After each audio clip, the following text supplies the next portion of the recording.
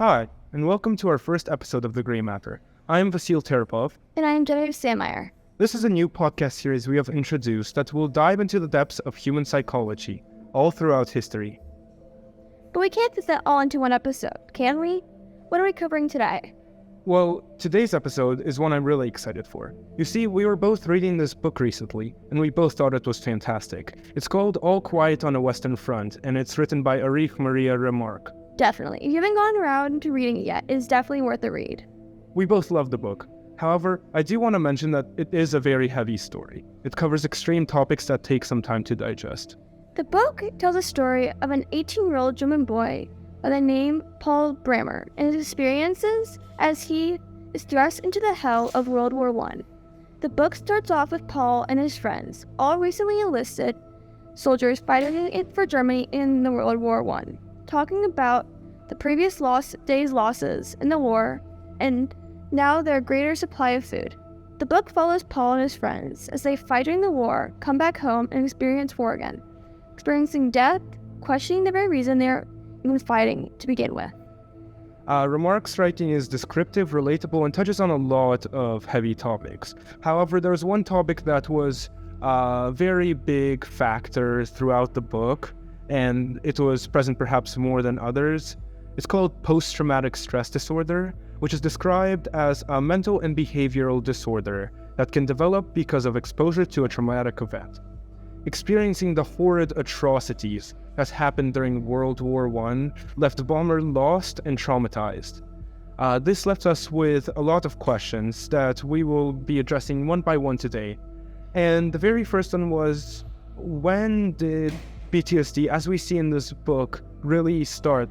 Could we dive to the very beginning of, everything?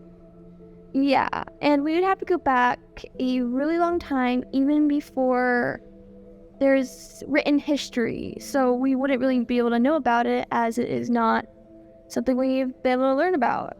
But also, to answer that question, we definitely need to go back. And one of the earliest wars recorded is the Peloponnesian War, taking place in Greece. I assume that many of you have heard of it in a class or on your own time. The war was between Athens and Sparta, between 431 to 404 BCE, lasting around 27 years. The causes behind the war were that Sparta was suspicious of Athens' project to rebuild the long wall that protected the harbor of Piraeus. The war ended with Athens' surrender. But wars over centuries have been fought for all sorts of different reasons. Yeah, that's very true. And some of the reasons you might know about it, some you might not. And some of the reasons are nationalism, territorial gain, revenge, religion, economic gain, revolutionary, and defense. But not all the reasons behind wars. Those are not all of them, though. And wars can start for interesting reasons. There was a war that was triggered by killing of a pig at one point in history. That seems like a very curious reason to start a war, but that's not the topic of this episode. It seems like the reasoning behind the Peloponnesian War was relatively simple. Yes, well, more or less. The Peloponnesian War had some complex causes involved, but like many earlier wars, its simple nature caused a simpler, localized war. And it seemed like the same simplicity that we saw during the Peloponnesian War was essentially pertained through the next 2,000 years, all throughout wars in history. But that significantly changed in the summer of 1914, the point at which the First World War, the same one described by the book All Quiet on the Western Front, began. World War I was a major turning point in history, where wars had begun to increase complexity. We should look at all the reasons that this war was such a significant one in the first truly world war. A common way to look at the war is by looking at what most history classes describe as the main causes. In this case, MAIN is an acronym that stands for militarism, alliances, imperialism, and nationalism.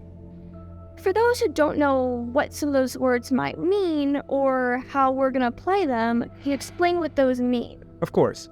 Militarism is essentially the urge of a nation to uphold a strong military. They want to have better weapons, they want to have more people, they want to be protected.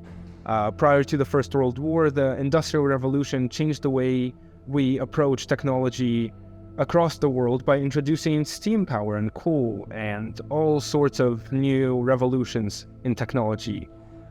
This changed the way that many countries would approach military equipment, and you would see all of these different European empires, the UK, the US, all scrambling to try to get the best technology of the time.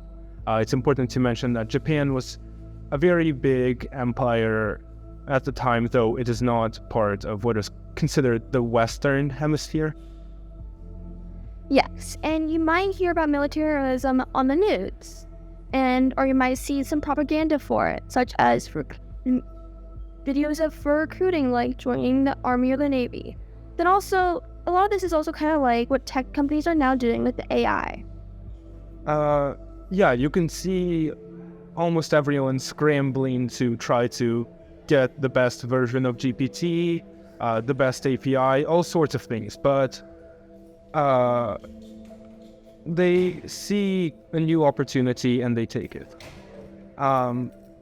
Another important factor, though, was alliances. Prior to the First World War, we had European countries constantly warring with each other, experiencing minor localized wars due to all kinds of disagreements between maybe they didn't get the right land, or maybe one king thought they had the right to the kingdom. But we saw that after Europe stopped these constant wars with each other, we would now see that everyone kind of wanted to stay relatively peaceful. And so they made alliances. Essentially, what an alliance would look like is if you wanted a friend of some sort, another nation, to defend you, you would promise to defend it in case either of you come to attack. So when Serbia attacked Austria, they were hoping that Russia would help them defend against the Austrian attacks, or that was the hope of the Serbian nationalists. And then Russia invited some of their own friends like the UK, and Austria began to include Germany and Ottoman, and all these alliances, this big web, began to pull in essentially the whole world into this war. Yes, and one way you can also think about it is like in PE, when you're playing dodgeball and you form alliances with someone on the other team saying, hey, if you don't get me out, I won't get you out. But also, going back to the world, these are also how alliances and the Central Powers formed also. Yes, but many of the countries that joined the Allies or the Central Powers also had alternate motivations. You could see that after warring over the land consistently with each other, each country was hungry for their own sort of revenge. They've been at this feud for indescribable amounts of time, and now they were hoping that by joining the war, if they win, they could maybe get some land under their control. Yes, but you also mentioned nationalism? Nationalism was by far the most important cause, not only of this war, but of the many of the other wars we'll be discussing in the future. Nationalism is most simply defined as an identification with one's own nation and support for its interests, especially to the exclusion or detriment of the interests of other nations. Essentially, not only do you feel a strong support for your own country, but you also feel a strong resentment for other countries. So maybe if you were a patriot in the US, you would want to go out and high-five an eagle, a bald eagle. And if you were a nationalist in the US, you would want to weaponize that eagle and send it to another country somewhere far away to defend your honor or whatnot. So when the Serbian nationalists killed Archduke Franz Ferdinand in 1914, we saw that they felt a strong connection to their country, to the Serbian culture, and they wanted to protect that by harming another country. Yes. And what country was the Archduke from? For those who do not know who that is. The Archduke was from Austria-Hungary, a bigger empire that at the time had control of most of the Serbian lands. Yes. And from what I understand, nationalism was a major manipulator that was used to inspire people to go to wars, like propaganda, if I'm not mistaken. Absolutely. Posters were hung up that painted the enemies as evil entities. Radio spoke of the atrocities the others were committing.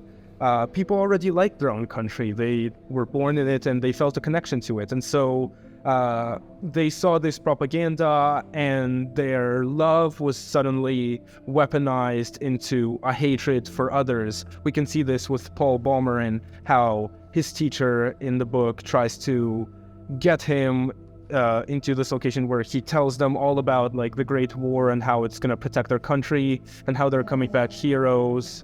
And Paul finds that that's only true when his teacher is talking about it.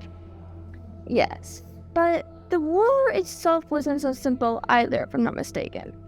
Oh yeah, one of the major differences in how wars were fought and why we picked this war, which is a lot later throughout history than the Peloponnesian War, was that now there was a new form of combat introduced that was called trench warfare.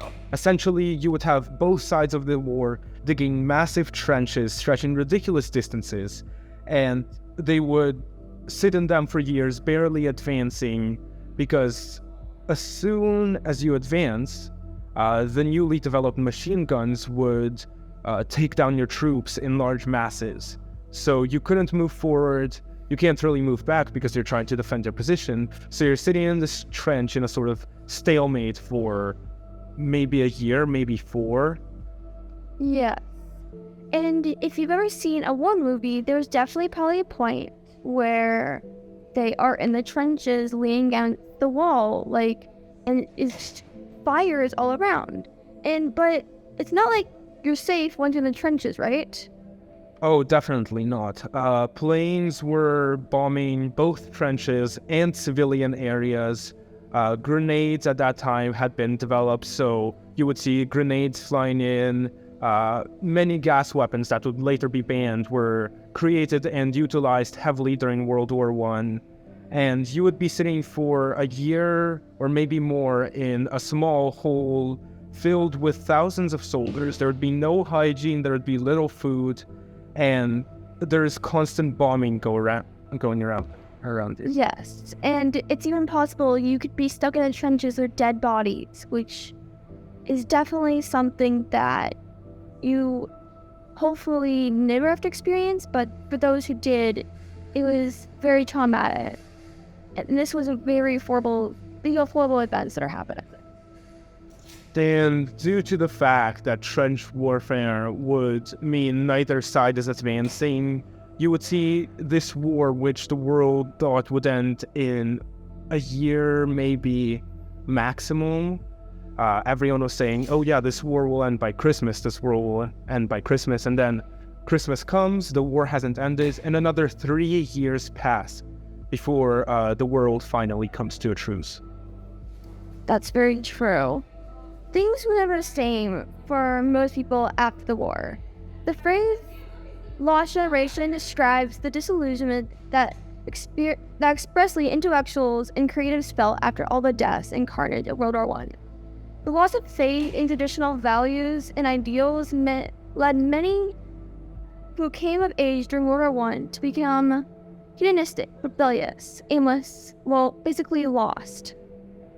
I can imagine that living outside from your home in an active war zone would definitely be a difficult thing, so I can see how one would begin to develop those feelings. I can't imagine doing something like that. Yes, in the book, Paul was able to go on leave for a little bit and gets to visit his family, which was it was definitely a different experience for him. And then he's thrust back into this war, and he's just so confused, like he's lost. And like he has to see his mom and sister and then visit one of his friend's moms who his friend died, and he's the one who had to tell her that he was dead. And Lost Generation was used more during World War One and then a little bit later in history at one point. But the generation was definitely defined as people born from 1883 to the 1900s. The term was used for the generation of young people who came of age during World War I. In Europe, they are known as Generation of 1914, for the year the war started. In France, they were sometimes called Generation de Feu, the gunfire generation. In the United Kingdom, the term was used for those who were killed in the war. I remember Paul coming back, and it was a very big part of the book where he comes back to the war and he is lost now. He realizes he can't really connect with his family anymore, but he can't connect with what's happening in the war either. He doesn't know what to do, and all that happened in essentially a moment. He was an 18-year-old man who found himself plunged in this war. War has very lasting effects on those who experience any of the horrible things that happen. We see that happen with Bomber, where he loses connection with his family. I'm sure you remember that, but yes, we also see that in real life. You do. And one example of this is shell shock, and you might think of PTSD. Well, technically, you might think that they're similar or the same thing. Well, they are sort of the same thing, but they are also different. The term shell shock came to use about 1914 because of World War I, as soldiers were dealing with a lot of problems. And this was especially in the British Army is where this term was coined. And it also had other names such as bullet wind, soldier's heart, battle fatigue, and operational exhaustion. And it wasn't until about 1917 that, well, up until 1917, shell shock was a diagnosis, actually, for the soldiers in the war. And they would basically just say you were dealing with shell shock, and they tried to deal with it the best they could at that time. So it's curious how symptoms were already being identified relatively early on compared to when we see modern medicine really takes its hold. But it seems like that didn't last for long. The term ended up being banned, Yes. as I'm aware. So if you could elaborate on that. And also, could you explain a bit more of the differences between shell shock and PTSD, just for the audience and Yeah. partly for Of myself? course. So I was not actually able to find that much info about why the term was banned. One source I found said that they did it for like discharge reasons, so they just couldn't say, oh, they're dealing with shell shock, so they get blank. So it was banned in 1917 by the British Army, and during the First World War, symptoms of the shell shock were fatigue, tremor, confusion, nightmares, impaired sight and hearing. Shell shock is more specific for those who've experienced combat, and PTSD is a more general term, not just for combat. Like, I have PTSD, for instance, from I've been into car accidents recently, past 2 years. So you can't see it in a person, but they can still have it. Well, with shell shock, in PTSD, you can sometimes see it, but shell shock is definitely more used for soldiers. I'm sorry to hear that, but even if the diagnosis was banned, as we're seeing today, we saw in the 1939, the condition of shell shock would still be very much present, as well as PTSD. And we would see so many more people experiencing those same symptoms that Genevieve just described when the Second World War would begin. But we will cover that in our second part of this episode after a quick break.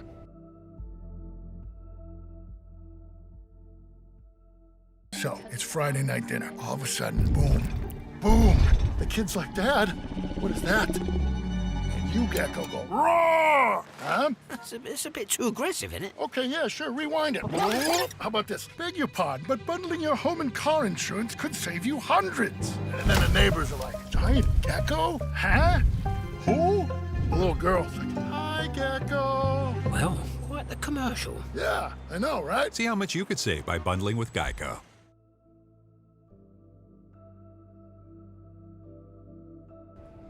With the Second World War, it definitely was not a surprise. And there were definitely issues going on during that time. Like, appeasement was going on with the other countries, and them not stepping in when Germany started to do a lot of things, which I will let you explain. By the end of the First World War, we see the world's countries come together in this large meeting that was known as the Treaty of Versailles. However, there were some countries that were pretty much left out.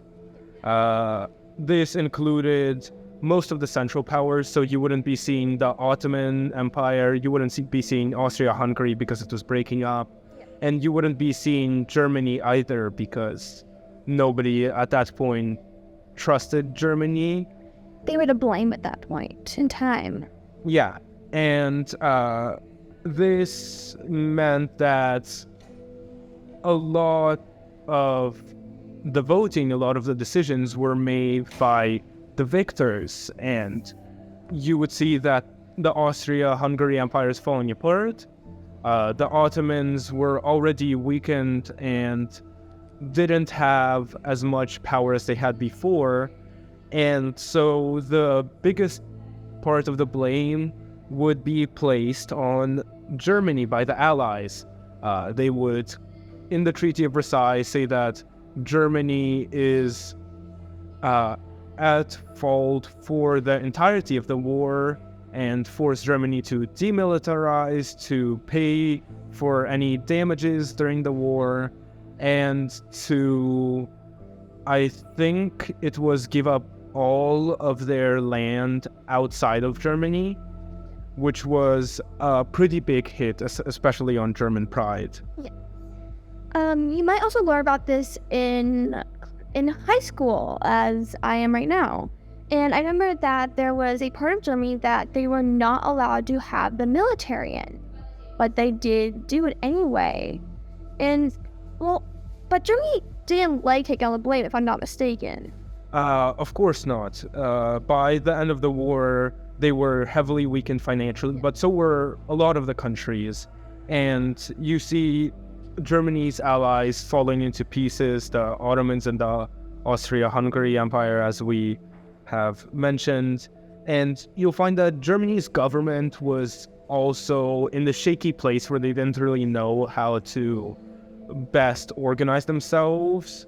And it was a perfect place for a dictator like Hitler to be able to manipulate that same sense of nationalism we talked about before in Germany, in the people after they've been so hurt by the Treaty of Versailles, into another war.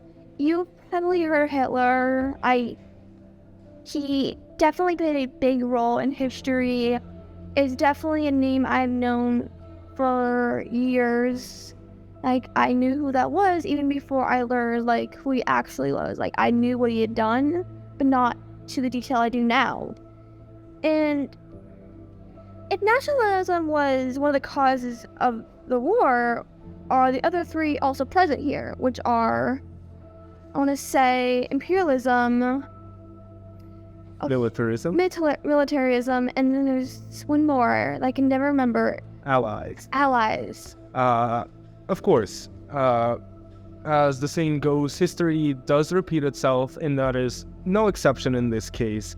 And as we'll see, it's no exception throughout history. Even now. Yeah.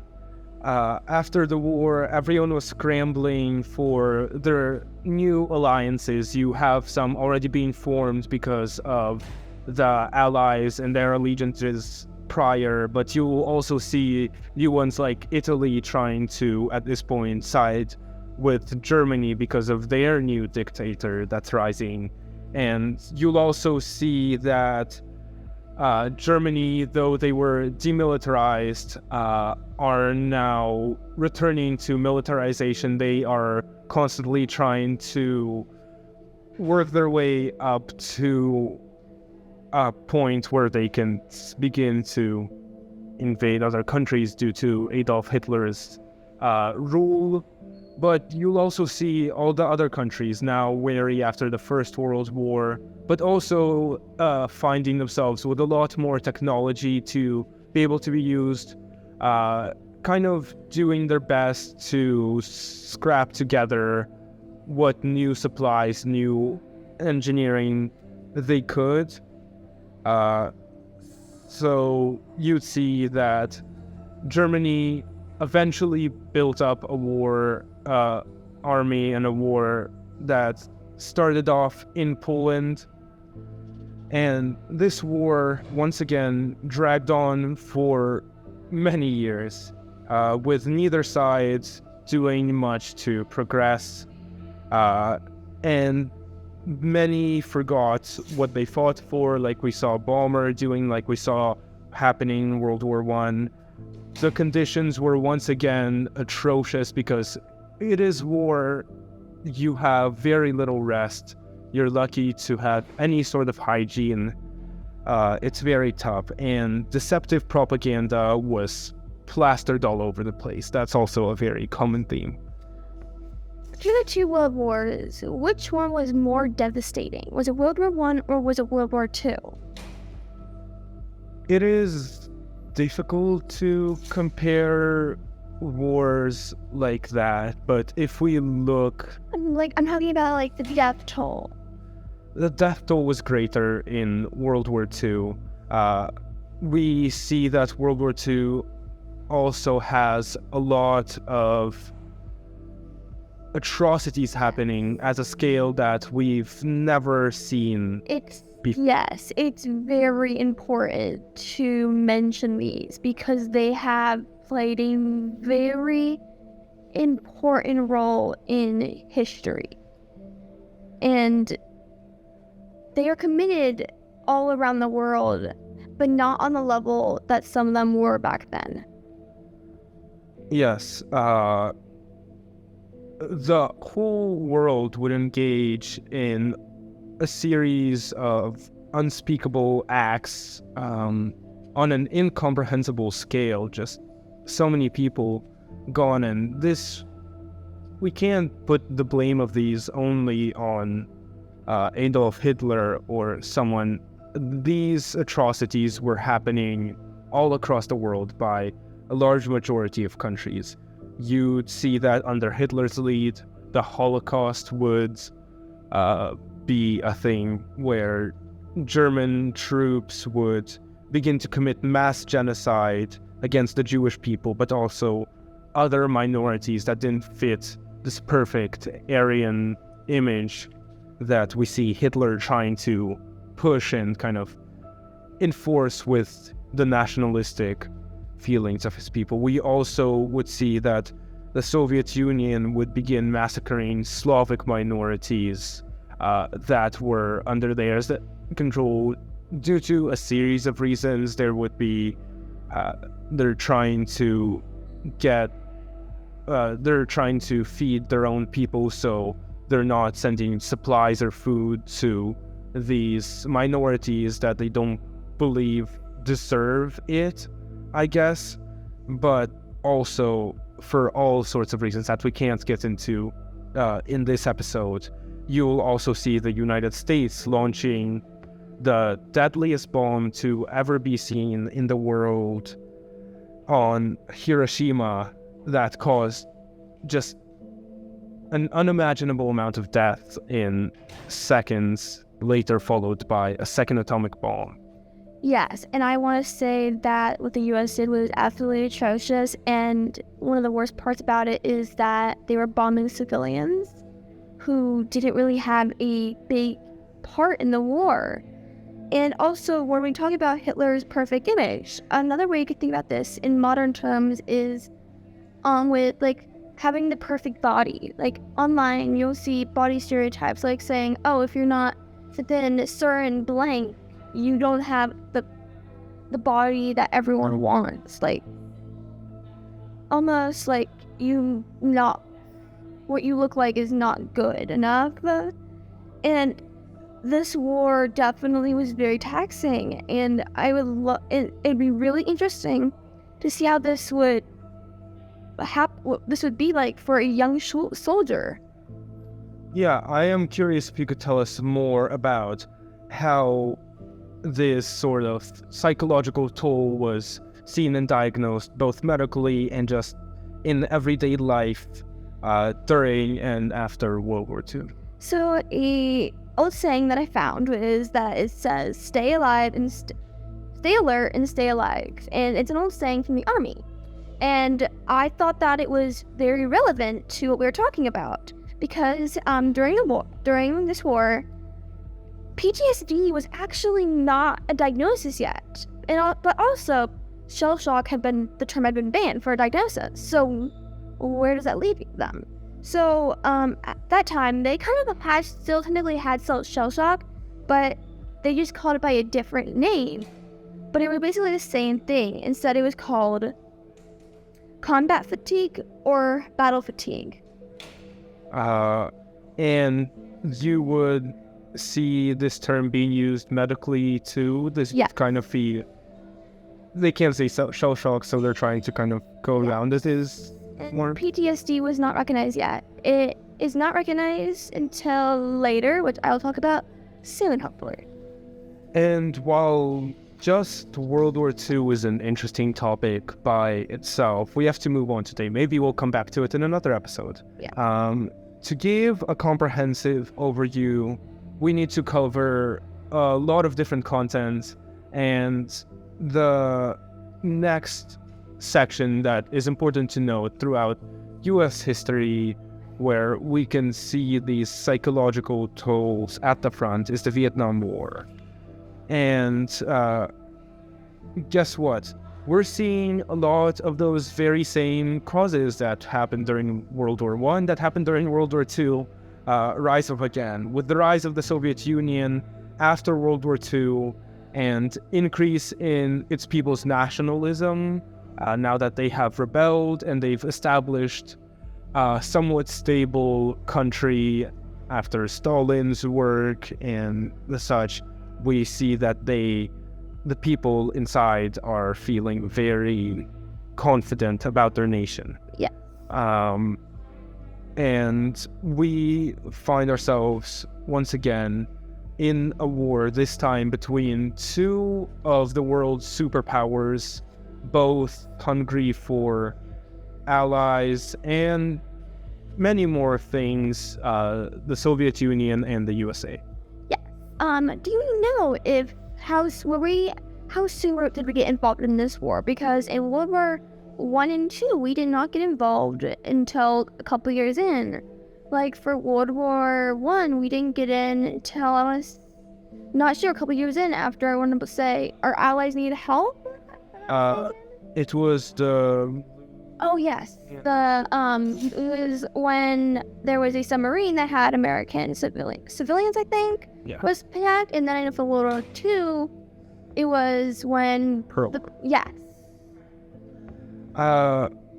From what I understand, Vietnam War it started off as a conflict in between Vietnam nationalists who believed in supporting the more Western approach of capitalism, while on the other side we saw the Soviet Union's immediate influence in supporting a series of rebels, but also nationals who felt that it may be more beneficial to join the Soviet Union in this case. And though we did kind of see that the US was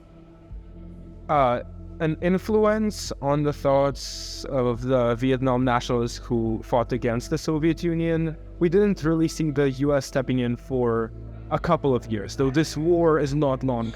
Yes. The war sided, the war started with obviously an alliance between one side of Vietnam and the Soviet Union, and a later alliance between the US and, I guess, a large majority of the European countries and the other side of Vietnam.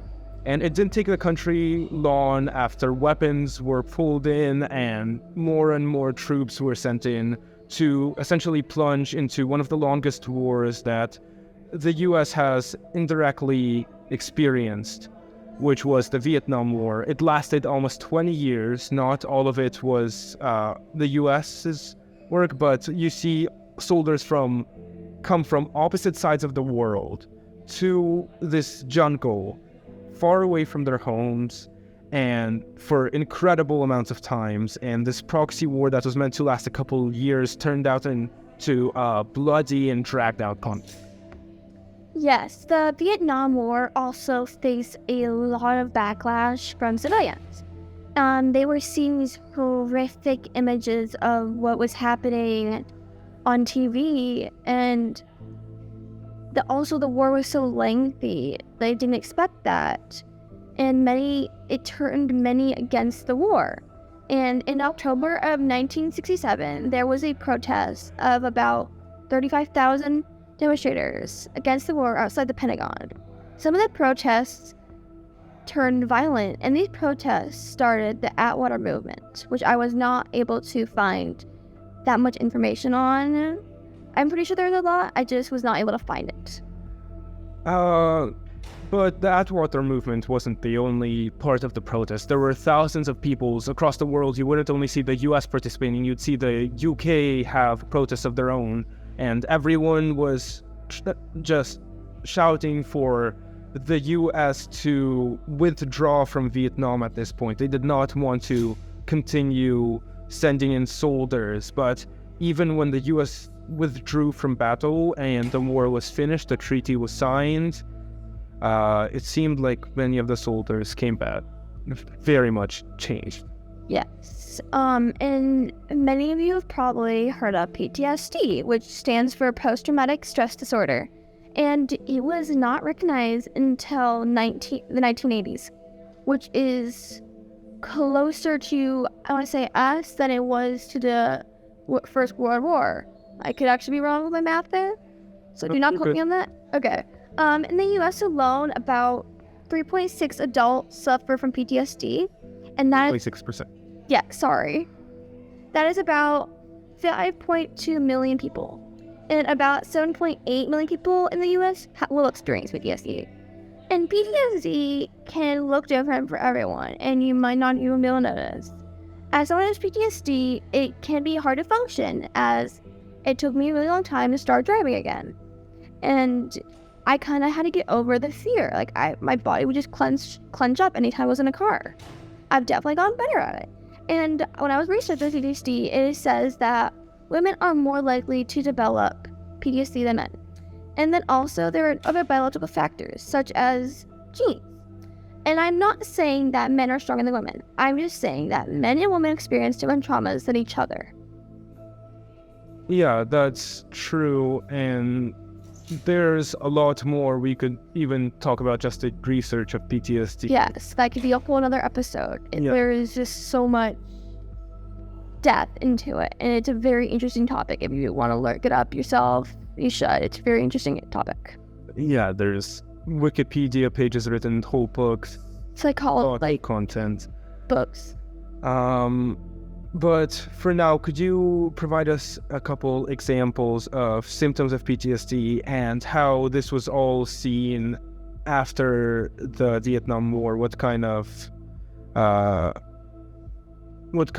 symptoms would people see as soldiers are coming in? Yes, well, a lot of PTSD, your symptoms depend on the person. But some of the symptoms are difficulty focusing, lack of interest or apathy, the feeling of detachment, loss of appetite, hypervigilance, exaggerated startle response, and sleep disturbances. And some of the other ones that you might know a bit better are flashbacks, depression, and developing substance abuse, whether that be alcohol or drugs. And when it came to PTSD due to war, our medicine still wasn't as developed during the Vietnam War as it was later by the 2000s, when we could truly begin raising awareness. And a big motivator of that was the Afghanistan War, which started in 2001 due to a lot of the same reasons as before. Terrorists felt a strong sense of nationalism when were supplied in part by the Soviet Union, but the United States had their own large supply of weapons and troops that they were ready to use to intervene, and the nationalism they felt due to the attacks that happened on September 11th, 2001, sort of pushed them into this. Yes, and I definitely feel like something America is known for is our weapons. If you follow the news, there are definitely been problems with our gun control. Then also the war was very drawn out. Yeah, this war would last practically up to modern day for 20 years until 2021. So if you've been following the news at all, you've probably seen the war in some form or another on the news, and would be extremely taxing for all sides involved and more well documented than ever before. We have drones, we have satellites, we have colored cameras, we have all these things that now can show the war to the public, and the morale of the US became very low on this war until Joe Biden eventually withdrew forces from Afghanistan, deciding to end the war, at least for the US, preserving lives and resources as well as the mental health of many, though giving up on a war that was fought for a non-insignificant amount of time. And with this war having such a large impact on people of the modern day, just people around us, we have gotten a chance to expand our studies into PTSD and make sure that soldiers on the field are more aware of mental trauma. Yes, and war has always and always will always carry a very heavy toll on people's mental health. And research has shown that 14% to 16% of U.S. service members deployed in Afghanistan have developed depression or PTSD. Their stressors are that are attributed to PTSD, and they are seeing dead bodies, being shot at, being attacked or ambushed, receiving rocket or mortar fire, knowing someone who is either killed in the line of action or injured. And there are definitely more factors to increase the risk of developing PTSD, and some of those factors are longer deployments, more severe combat, injury, lower rank, lower level of schooling, low morale, not being married, family problems, and that is just to name a few. But war has not ended for the world yet. With the Ukrainian war starting in 2014 due to the heavy nationalistic feelings of the Russian people, we are experiencing an ongoing crisis that the US, though it may not seem so, is very much involved in. So most of you listening are also aware of this war. Aware and connected to the war. So it's important to stay aware. By sending support to Ukraine, we involved ourselves in the war and attempted to preserve a country that did not seek this war. However, soldiers on the field were and are constantly in a war zone that is very difficult to process for anyone. It is important to stay aware of this and try to analyze what has caused wars in the past to attempt to preemptively stop wars in the future, and thus making sure that we don't have any more of these lost generations, because I don't know about you, but I'm tired of the war. And I'm tired of constant conflict. Yes, and thank you so much for taking the time to listen or watch. If you do know someone that suffers with PTSD, be there for them and get them the help they need. Again, thank you. This has been Vasil Terapov and Jimmy Sandmeyer, and we'll see you in the next episode.